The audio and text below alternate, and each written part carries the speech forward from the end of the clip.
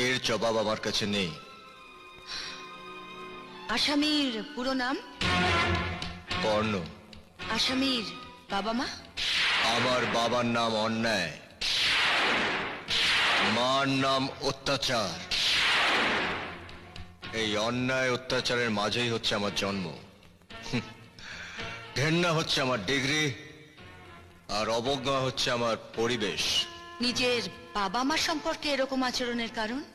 কারণ কর্ণ আমার সন্তান এই দাবি নিয়ে আজ পর্যন্ত আমার বাবা আমার সামনে এসে দাঁড়ায়নি।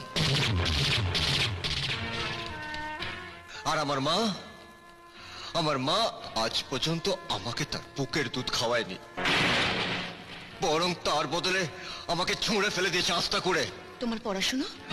এই দুনিয়ার স্কুলে আর দারিদ্রের কলেজে।